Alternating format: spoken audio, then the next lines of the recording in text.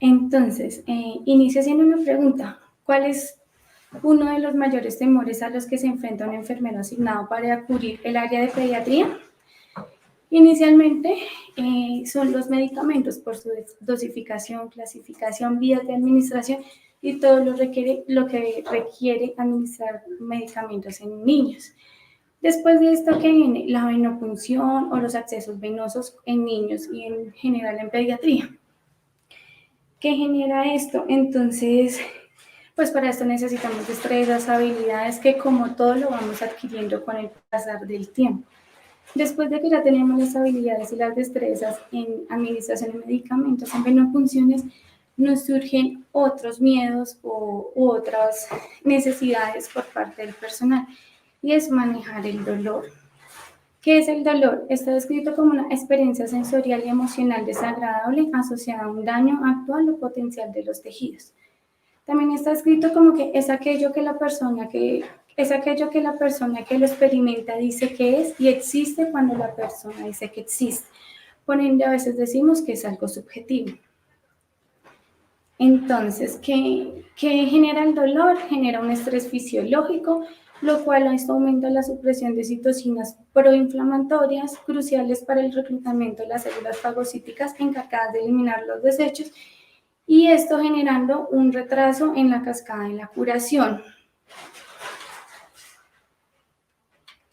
En este momento, entonces, vamos a hablar de cómo se está manejando el dolor en los niños. Entonces, el manejo del dolor en la población pediátrica es algo complejo por muchas razones. Por lo que volvemos a decir, es algo subjetivo, es algo difícil de manejar. Generalmente, ¿qué hacemos? Se maneja con acetaminofén o con AINES, generando un buen resultado. Cuando ya es un dolor severo, ¿a qué nos vamos? Al uso de opioides? Opioides en sus diferentes vías de administración. Pero, ¿qué pasa con el uso de opioides? Se realiza como un análisis en cuanto al uso de opioides en los niños y encontramos que encontramos que el manejo y el control del dolor de la ansiedad no lo podemos disminuir con opioides. Los opioides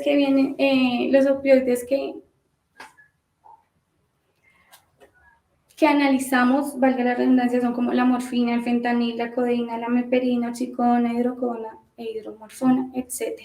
¿Qué encontramos en estos? Que sigue siendo la morfina el opioide de mayor elección por sus parámetros farmacocinéticos como distribución, metabolismo y eliminación. Pero ¿cuáles son las preocupaciones en el uso de opioides en niños que generan los mismos efectos secundarios que en los adultos? ¿Cuáles son la falla respiratoria, la sobredosis, la dependencia y el enmascaramiento del mismo diagnóstico?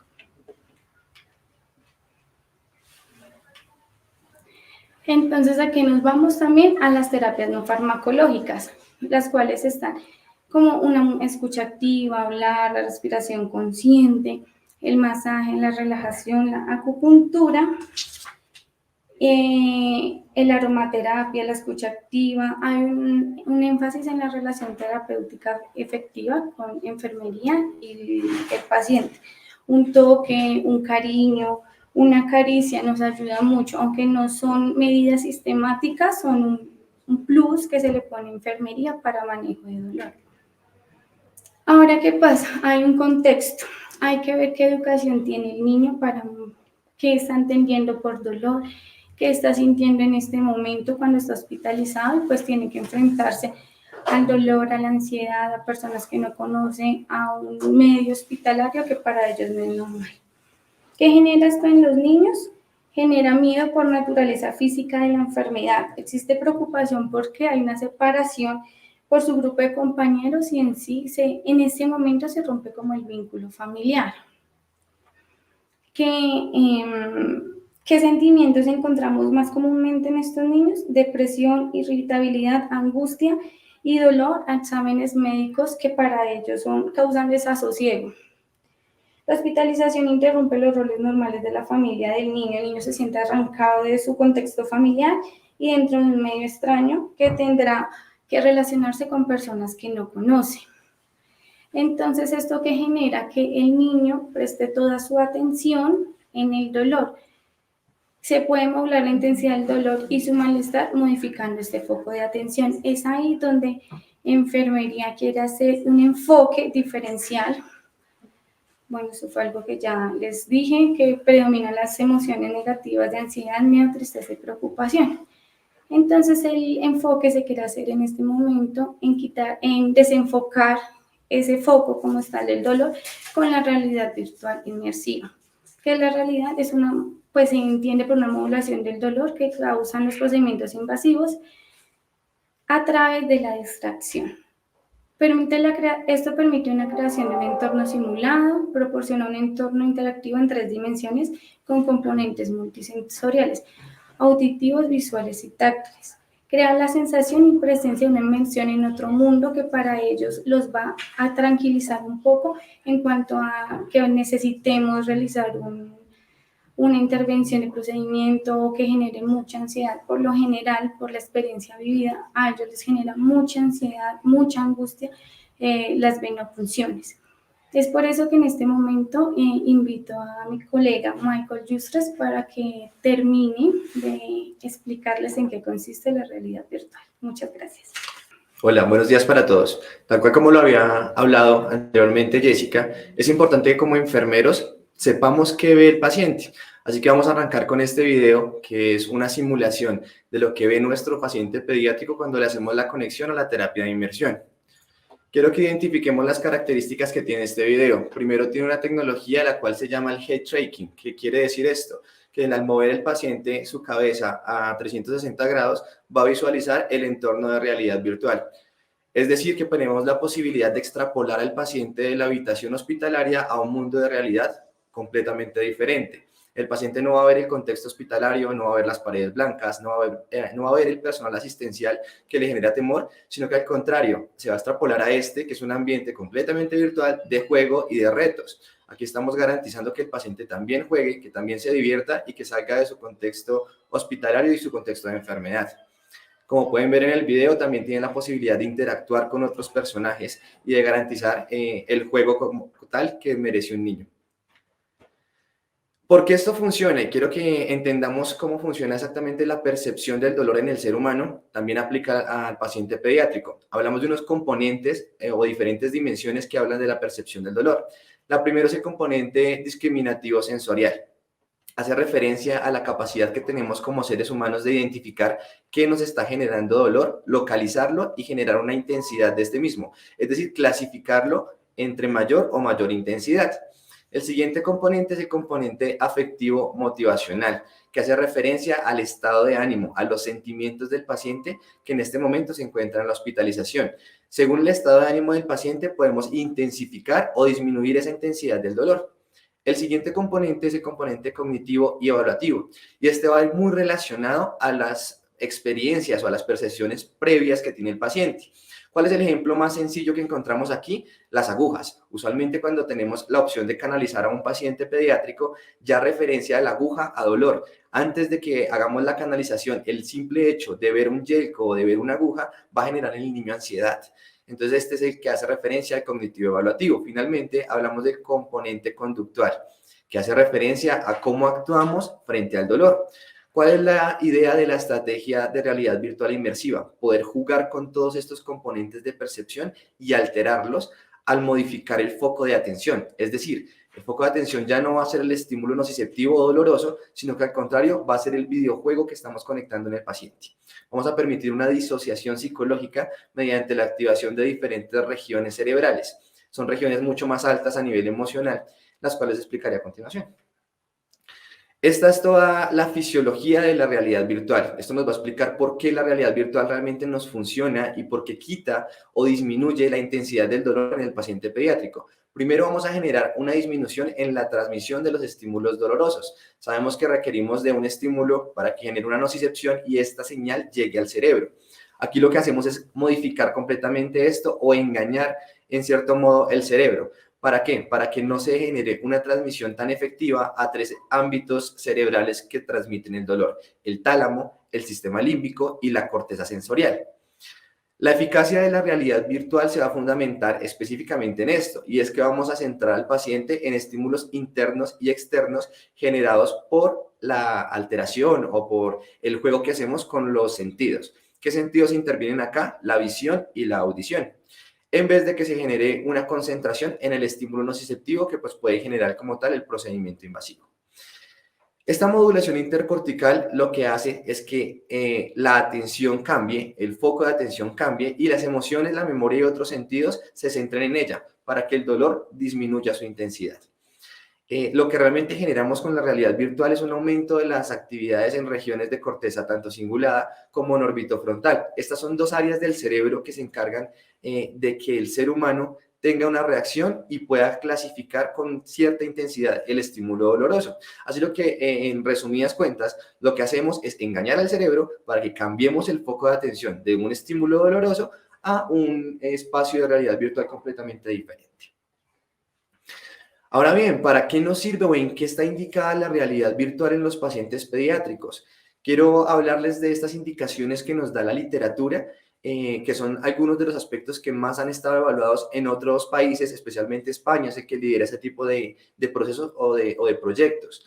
Primero encontramos pacientes pediátricos utilizando realidad virtual en aspectos como la curación de quemaduras, en la canalización de accesos periféricos, canalización de accesos centrales de inserción periférica como los PICs o los epicutáneos, en diferentes pacientes con tratamientos oncológicos, en procedimientos quirúrgicos, en procesos de rehabilitación temprana e inclusive en inmunización. En Fundación Santa Fe de Bogotá estamos utilizando esta estrategia también en inmunización en zona celeste, que es un espacio creado para vacunar a los pacientes. Conectamos ese tipo de terapia. ¿Para qué? Para disminuir la ansiedad que genera el hecho de que el paciente vaya a ser vacunado. Ahora bien, no todo puede ser perfecto, existen algunas contraindicaciones por literatura para poder aplicar este tipo de terapias. Existen unas contraindicaciones de tipo absoluta, dentro de las que encontramos que el paciente se encuentre con inestabilidad hemodinámica. Todo paciente que tenga un tipo de alteración orgánica, ya sea cardiovascular, respiratoria o neurológica, no puede ser incluido en este tipo de terapias, puesto que existe un riesgo de que aumentemos como tal este tipo de inestabilidad.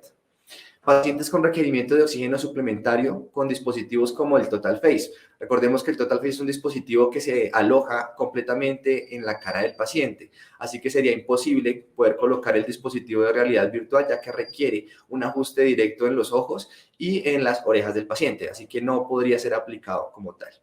Paciente con cualquier tipo de requerimiento de oxígeno suplementario mediante ventilación mecánica invasiva. Recordemos que el paciente pediátrico que requiere de ventilación mecánica va a tener también la administración de diferentes tipos de medicación como relajantes, sedantes e inclusive relajantes musculares. Esto va a impedir que como tal la terapia se pueda llevar a cabo porque necesitamos que la cognición del paciente esté al 100%. Pacientes se encuentran sedados o con la alteración en el estado de conciencia, por lo que les hablaba anteriormente. Si el paciente no tiene su cognición al 100%, pues realmente la terapia no va a funcionar, porque esta terapia funciona con el cerebro en unas condiciones intactas. Y antecedentes o diagnósticos de convulsión. Dentro de la literatura encontramos pacientes que han presentado convulsiones en el momento de colocar ese tipo de terapia cuando existe un antecedente importante de convulsión. ¿Por qué? Porque vamos a interactuar directamente con diferentes focos o con diferentes áreas cerebrales que van a aumentar la respuesta neurológica del paciente. Esta sobreestimulación puede generar un aumento en la sinapsis y generar como tal una convulsión.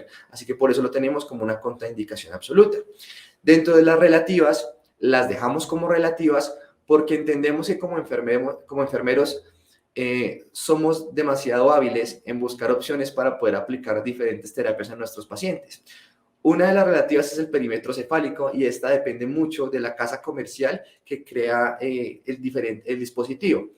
Dependiendo de la casa comercial, hay unos diámetros de perímetro cefálico específicos para poder colocar en nuestros pacientes. Así que si el perímetro cefálico está por debajo del rango, el ideal es no colocarlo, puesto que se caería el casco de realidad virtual. Pero para ello hablamos de que enfermería es demasiado hábil, podemos colocar diferentes dispositivos para que el casco pueda fijarse en el paciente. Utilizamos almohadillas, utilizamos gasas, utilizamos dispositivos para que alguien sostenga el dispositivo y lo podemos llevar a cabo. Y pacientes que tengan heridas o lesiones faciales o en el cráneo. Esto dependerá del tipo de herida del paciente y la condición de esa herida. Si es una herida que está en un proceso de cicatrización, pues podremos llegar a aplicarlo. Y si es una herida que no se encuentra abierta y que no genera un riesgo de infección para el paciente, no habría contraindicación para poder aplicar este tipo de terapias. Ahora bien, hay un punto importante para enfermería y es la participación en la programación de este tipo de dispositivos en el paciente pediátrico. Quiero hablar de estos dos aspectos. Traje a colación el Snowboard y el Kit Preop. Son dos programas creados específicamente para realidad virtual inmersiva en paciente pediátrico que ha tenido una exposición a quemaduras. Entonces, entendamos que el paciente pediátrico que se quemó tuvo una fuente de calor que generó la lesión en el tejido epitelial. Ese recuerdo queda en la cognición o en el recuerdo del paciente. Con este tipo de terapia lo que hacemos es que el ambiente sea frío. Entonces el recuerdo de calor va a contrarrestar con el frío que está generando en este momento el programa. Si se dan cuenta, Snowboard es un ambiente completamente de hielo en el que debe superar diferentes pruebas en un ambiente frío.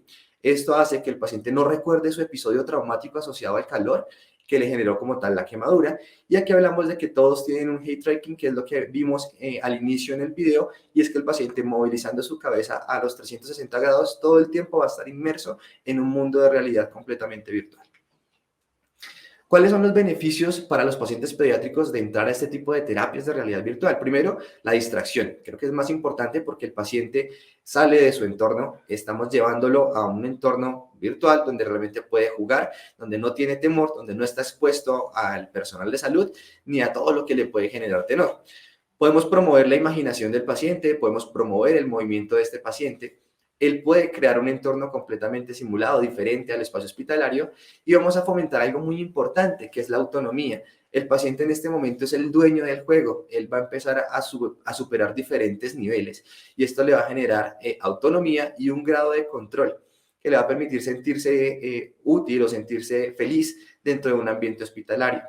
Potencialmente podemos tener algunas implicaciones a nivel cortical, y esto es lo que explicamos cuando hablamos de la fisiología de la realidad virtual, y es que el comportamiento y la cognición del paciente va a poderse modificar mediante la distracción. Ahora bien, también pueden existir algunos probables efectos secundarios asociados a la administración o a la colocación de este tipo de dispositivos.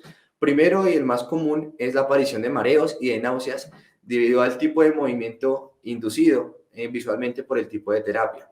Es el más frecuente. Para ello, tenemos ya unas estrategias propuestas, y es la administración de algún tipo de medicamento que limite la aparición de este tipo de condiciones. El segundo es el riesgo de un aislamiento social o a la creación de falsos recuerdos. Recordemos que para el paciente pediátrico estos entornos virtuales pueden llegar a ser demasiado reales, y el paciente en algún momento va a querer todo el tiempo estar en un entorno virtual y no quiere estar en la realidad. Es importante que entendamos que este tipo de terapia debe ser indicada en ciertos casos y no se puede convertir en un juguete. No podemos utilizar esto para el 100% de la estancia del paciente pediátrico. Solamente lo debemos utilizar en ciertas condiciones o en ciertos procedimientos, y como institución nos encarguemos de protocolizar o de estandarizar. Finalmente, hablamos de que algunas investigaciones concluyen la aparición de convulsiones. Como les decía, esto va muy asociado a la sobreestimulación neuronal que generamos con las terapias de realidad virtual. ¿Qué dispositivos encontramos en este momento en el mercado? Y quiero que sí tengamos una claridad en los dos. No con todos los tipos de dispositivos yo genero realidad virtual inmersiva. Como lo hablaba Jessica al inicio, la inmersión hace referencia a que el paciente se extrapole. El paciente se le olvida que está en una cama hospitalaria. El paciente no está en ese momento en un hospital, está jugando en un lugar completamente diferente. Pero para ello debo poder modificar o alterar dos de los sentidos más importantes del ser humano: la visión y la audición. Si mi dispositivo no me garantiza que por visión o por audición pueda generar ese tipo de alteración, realmente la inmersión no se va a llevar a cabo, como lo vemos en la primera imagen, donde tenemos unas gafas de realidad en las que se adapta un teléfono inteligente. Esto hace que solamente el paciente tenga una alteración visual, pero no auditiva, en comparación con el siguiente dispositivo, donde podemos identificar que también tiene auriculares, y esto hace que la inmersión sea total. ¿Cuáles son las recomendaciones para la colocación de la terapia en nuestros pacientes? Primero que todo, la educación. Es importante no solamente educar al familiar, también educar al niño, y para esto invito a los enfermeros a que se coloquen las gafas de realidad virtual y que ellos sepan qué es lo que va a ver el paciente. Así podemos dar instrucciones claras y concisas de qué va a ver el paciente y cómo debe actuar. Si estamos hablando de que vamos a utilizarlas en condiciones como curaciones de quemaduras en unidades de cuidado intensivo, el ideal es que tengamos la monitorización de nuestro paciente. ¿Para qué? Para identificar alteraciones que puedan suscitar después de la colocación de este mismo dispositivo. Si encontramos algún tipo de alteración fisiológica o hemodinámica, el ideal es que suspendamos inmediatamente el proceso. La evaluación de escala nos va a permitir identificar si este tipo de programas es funcional o no. Es decir, que nos permite identificar qué tan adecuado es para el paciente este tipo de reacciones o de aplicaciones. Y para ello es importante que tengamos en cuenta dos aspectos. Uno, mantener el confort y dos, garantizar la seguridad del procedimiento. Recordemos que al estar en un entorno de realidad virtual, el paciente puede movilizarse y un salto puede generar una caída de nuestro paciente. Así que es importante que mantengamos las barreras de seguridad elevadas todo el tiempo y que una persona esté el 100% del proceso con el paciente para evitar este tipo de riesgos. Finalmente hablamos de la limpieza y la desinfección, que va a garantizar que el dispositivo esté limpio cuando lo va a utilizar otro tipo de paciente y que no se genere ningún tipo de proceso infeccioso asociado al uso del dispositivo. Les contamos nuestra experiencia. Este es un caso que realmente nos llena de orgullo y es el impacto que genera en la población pediátrica en aquellos niños que no tienen o que tienen un muy limitado contacto con la tecnología. Ese es un paciente extranjero que viene de la República de Venezuela, un paciente que nunca ha tenido contacto con tecnología, que nunca ha tenido un smartphone, que su familia por su condición socioeconómica no tenía tecnología, y llegar a Fundación Santa Fe a tener este tipo de terapias para la curación de sus heridas realmente le cambió la vida. Es un paciente que se iba a otro entorno mientras hacíamos todos los procedimientos que generaban dolor y le generaba felicidad. Creo que la sonrisa de este paciente es lo que nos dejó huella como enfermeros. Adicionalmente podemos ver, estas son imágenes de diferentes procedimientos clínicos en las que estamos utilizando las gafas de realidad virtual y han cambiado la experiencia de nuestros pacientes. Podemos identificar la curación de catéteres de inserción periférica, podemos identificar canalización de accesos venosos periféricos o incluso el paso de los mismos catéteres. En todos el paciente se encuentra completamente relajado sin uso de ningún medicamento. Eso quiero hacer claridad. Aquí no estamos utilizando ningún tipo de anestésico ni analgésico. Solamente utilizamos realidad virtual y podemos ver los resultados. Quiero que identifiquemos este video en el que se está realizando como tal la curación de un acceso venoso central de inserción periférico. ¿Qué tal el juego? ¿Qué estás haciendo? ¿Estás jugando o viendo videos? ¿Y qué juegas? ¿En serio? ¿Y está muy chévere el juego? Qué bueno, me alegra, hija. Creo que la quietud del paciente nos hace identificar cómo esto realmente cambia la experiencia de hospitalización de un paciente pediátrico. Usualmente los que trabajamos en enfermería pediátrica sabemos que cualquier procedimiento implica que el paciente esté completamente irritable. La tranquilidad de esta niña nos hace entender que este tipo de estrategias vale la pena. Ahora bien, ¿por qué apostarle a la realidad virtual? Primero vamos a prevenir futuras fobias. No debemos pensar solamente en curar al paciente en el momento con la condición patológica de la hora, sino pensar en ese adulto en el que se va a convertir el paciente. Ese adulto que puede generar algún tipo de fobias asociadas a la hospitalización, asociadas a las agujas, asociado a su experiencia. Podemos realmente empezar a proteger a ese adulto del futuro que en este momento es nuestro paciente pediátrico. Mejorar la cooperación del paciente con el personal asistencial. Esto también ha sido uno de los hallazgos claves en este tipo de intervenciones y es que la relación de los pacientes pediátricos con nosotros como enfermeros cambia. ¿Por qué? Porque los llevamos a un mundo completamente diferente. Le estamos permitiendo el juego aún en un contexto pues tan crítico y tan sobrio como es la hospitalización. Esto conduce realmente a un solo foco o a un solo objetivo, que es tener mejores resultados del paciente pediátrico. Ahora bien, ¿cuál es el rol de nosotros como enfermeros para la aplicación de esta estrategia? Nosotros debemos favorecer la adaptación del niño, a favorecer esa adaptación en un hospital.